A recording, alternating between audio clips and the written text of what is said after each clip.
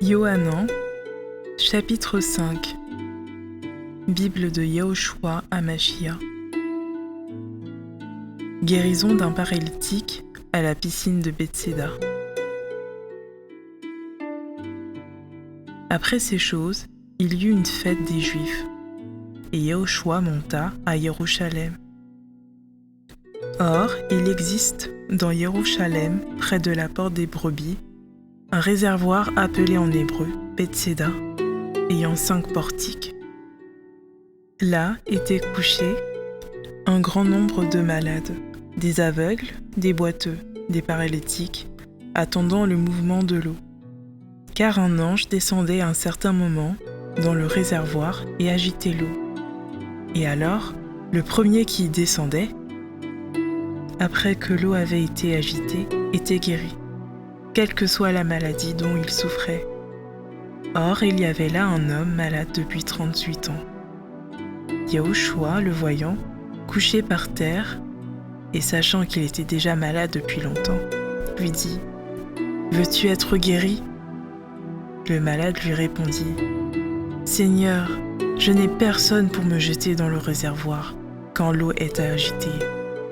Et pendant que j'y vais, un autre y descend avant moi. » Yahushua lui dit « Lève-toi, prends ton lit de camp et marche. » Et immédiatement, l'homme fut guéri. Il prit son lit de camp et marcha. Or, c'était un jour de Shabbat. Les Juifs dirent donc à celui qui avait été guéri « C'est le Shabbat, il n'est pas légal pour toi de prendre ton lit. » Il leur répondit « Celui qui m'a guéri m'a dit « Prends ton lit de camp et marche. »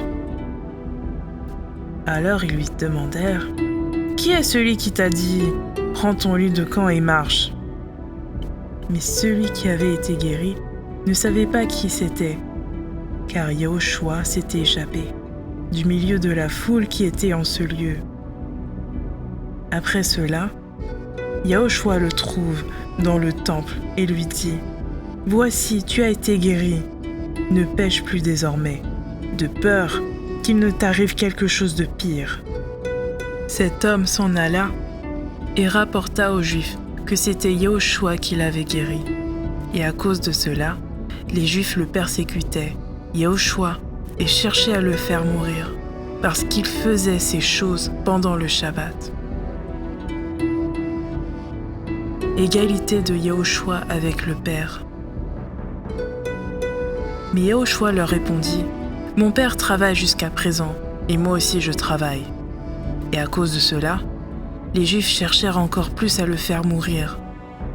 Non seulement parce qu'il annulait le Shabbat, mais aussi parce qu'il disait qu'Elohim était son propre Père, se faisait égal à Elohim. Mais Yahushua répondit et leur dit « Amen, amen, je vous le dis. Le Fils ne peut faire de lui-même à moins qu'il ne le voie faire au Père. Car les choses que celui-ci fait, le Fils aussi les fait pareillement.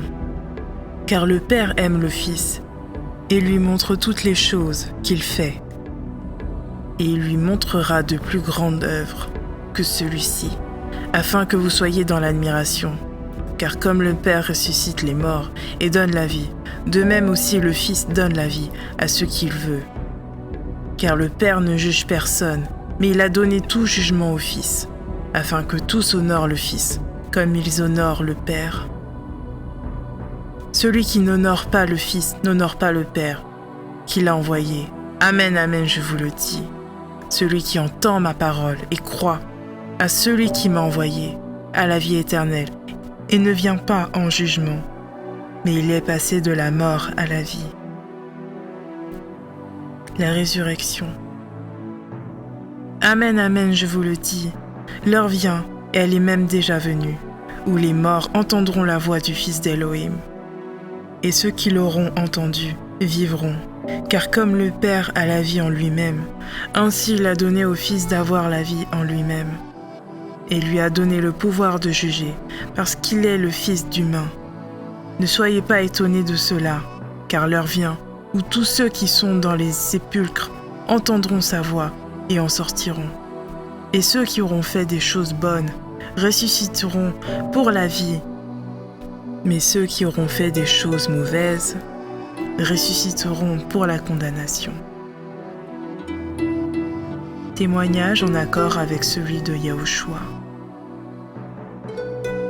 Je ne puis rien faire de moi-même. Je juge conformément à ce que j'entends, et mon jugement est juste. Parce que je ne cherche pas ma volonté, mais la volonté du Père qui m'a envoyé. Si je rends témoignage de moi-même, mon témoignage n'est pas digne de foi. C'est un autre qui rend témoignage de moi, et je sais que le témoignage qu'il rend de moi est digne de foi. Le témoignage de Yohanan le Baptiste. Vous avez envoyé des hommes vers Yohanan, et il a rendu témoignage à la vérité. Or, je ne cherche pas le témoignage des humains, mais je dis ces choses afin que vous soyez sauvés. Il était la lampe qui brûle et qui brille, et vous avez voulu exulter une heure en sa lumière. Le témoignage des œuvres de Yahushua. Mais moi, j'ai un témoignage plus grand que celui que Yohanan, car les œuvres que mon Père m'a données d'accomplir, ces œuvres mêmes que je fais, témoignent de moi que c'est mon Père qui m'a envoyé. Le témoignage du Père. Et le Père qui m'a envoyé a lui-même rendu témoignage de moi. Vous n'avez jamais entendu sa voix, vous n'avez jamais vu sa face, et sa parole ne demeure pas en vous, puisque vous ne croyez pas en celui qui l'a envoyé. Le témoignage de l'Écriture. Vous sondez les Écritures parce que vous pensez avoir en elles la vie éternelle, et ce sont elles qui rendent témoignage de moi. Mais vous ne voulez pas venir à moi pour avoir la vie. Je ne reçois pas ma gloire des humains, mais je sais que vous n'avez pas l'amour d'Élohim en vous. Je suis venu au nom de mon Père, et vous ne me recevez pas. Si un autre vient en son propre nom, vous le recevrez. Comment pouvez-vous croire, vous qui recevez votre gloire les uns des autres, et qui ne cherchez pas la gloire qui vient d'Élohim seul? Ne pensez pas que ce soit moi qui vous accuserai devant le Père. Celui qui vous accuse, c'est Moshe, en qui vous espérez. Car si vous croyez Moshe, vous me croyez aussi, car il a écrit sur moi. Mais si vous ne croyez pas à ses écrits, comment croirez-vous à mes paroles ?